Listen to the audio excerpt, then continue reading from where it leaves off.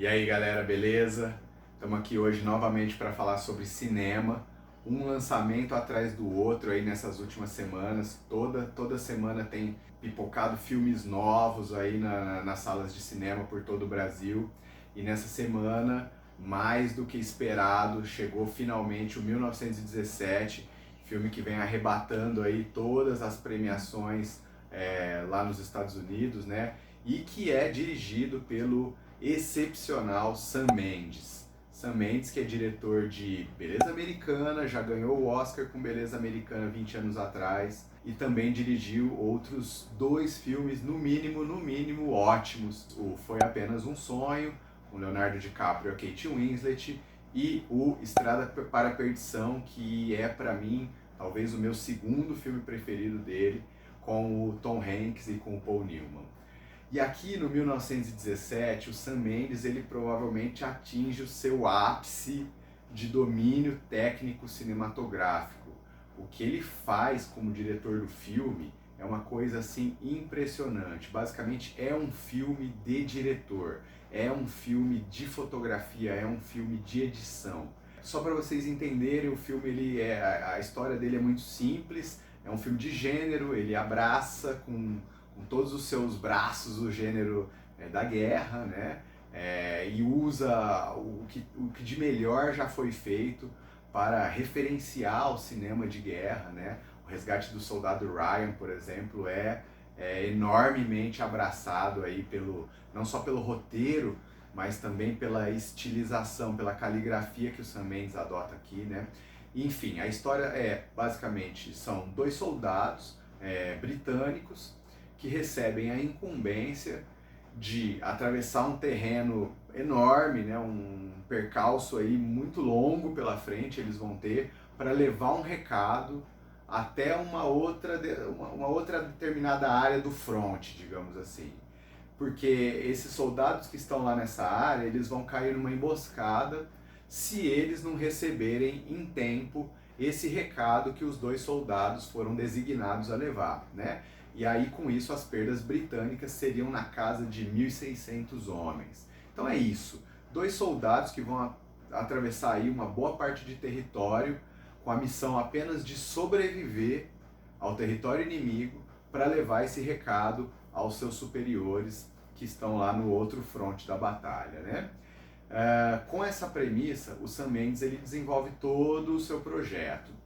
Mas o mais magistral de tudo é a maneira como ele faz isso, né? Para nos trazer essa ideia de urgência que os personagens principais estão ali sentindo na pele, para que a gente seja inserido dentro do ambiente de guerra, dentro do campo de batalha, de um jeito que provavelmente o cinema nunca conseguiu fazer, pelo menos não por tanto tempo, né? O que o Sam Mendes faz? Ele filma a sua obra como se fosse um único plano sequência. É como se ele ligasse a câmera dele na primeira cena, quando os dois rapazes são chamados para a missão, e desligasse a câmera dele no último segundo, tá? E da primeira cena até errado dizer porque é uma cena só, né? Do primeiro segundo ao último segundo ele faz uma cena só, uma tomada só, tá? Pelo menos essa é a ideia que está sendo vendida do filme. É lógico que na prática a gente sabe que isso não é 100% verdadeiro. É lógico que a gente sabe que ali no meio de tudo aquilo que vai acontecendo existem alguns cortes escondidos. Eu mesmo consegui visualizar dois momentos onde a tela escurece e aí, obviamente, é possível e muito provável que ali exista um corte, né? Seria humanamente, não sei, talvez eu queime a língua e futuramente a gente tenha casos assim, mas é muito difícil que o filme seja feito num take só, né? Mas ele conseguiu chegar muito perto disso. E assim, o resultado prático é que de fato parece que o filme foi feito num take só. Assim como acontecia em Birdman, né, que ganhou o Oscar alguns anos atrás, e Birdman era a mesma situação, ele era um filme feito num take só, teoricamente. Mas a diferença de engenhosidade entre o Birdman e o 1917 é enorme pelo simples fato geográfico de onde os filmes são passados, né? Enquanto que o Birdman é um filme de locação, é um filme de cenário, é um filme de internos, de ambientes internos, o 1917 é um filme todo de externos, né?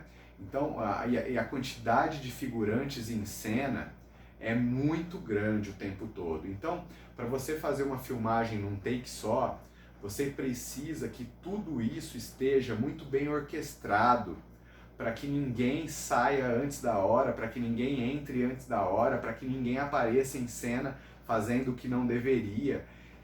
E o Sam Mendes aqui nesse filme, ele não está lidando só com pessoas. No meio de todo o processo, né, do campo de batalha, os personagens principais muitas vezes eles contracenam com animais sobre os quais não se tem o menor controle. E chega ao ponto de, numa determinada cena, aqui não tem spoiler nenhum, existe um avião que vem na direção dos dois personagens, né? E isso tudo feito sem cortes. É uma engenhosidade, é uma arquitetura toda que tem que ser construída para que essas câmeras sejam posicionadas nos locais adequados, para que quando os personagens estão passando por um lamaçal ou por um arame farpado, para que a câmera consiga passar junto com eles, sem que a gente saiba por onde ela passou, sem que a gente enxergue em nenhum momento o trilho ou o rastro. Enfim, a câmera filma por trás, filma pelas laterais, filma pela frente, e em nenhum momento a gente consegue ver nenhum sinal da produção, dos bastidores invadindo a tela. É muito perfeito, é muito trabalho de direção. O trabalho de direção é tão impressionante que ele inclusive ofusca o trabalho dos atores, por melhor que os atores estejam, e eles estão muito bem.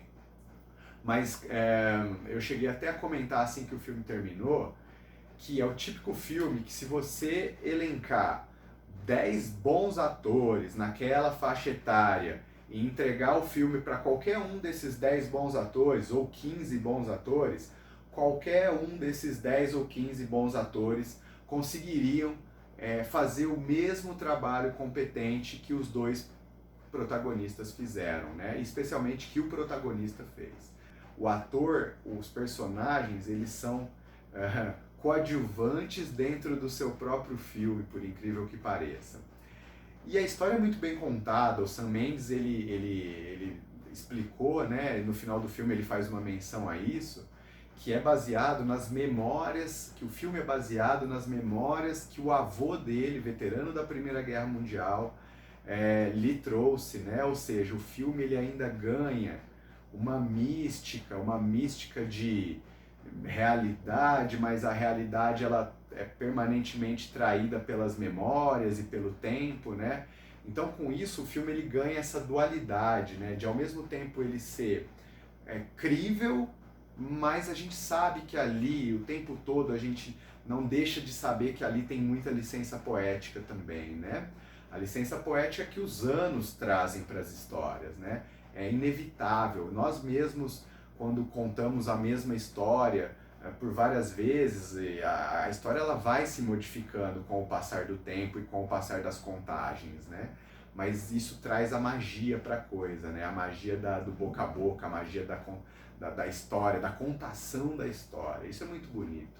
Isso é muito bonito, e o Sam Mendes ele consegue trazer essa beleza, essa simbologia toda para um filme de guerra, para um filme de sofrimento. E é interessante como que num determinado momento, no terceiro ato do filme, depois de tanta luta pela sobrevivência, existe um momento em que o espectador ele é levado juntamente com o personagem a um lugar de paz, E é muito interessante o recurso que o Sam Mendes usa para nos transmitir essa paz. É um recurso mais do que conhecido, mas que é sempre muito eficiente, que é o recurso da música, né?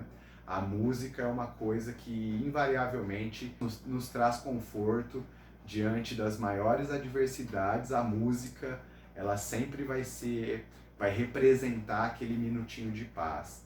né? Então, o terceiro ato do filme, ele faz um fechamento assim muito bonito, muito sensível, para uma história que assim já nasceu ali é um épico de guerra.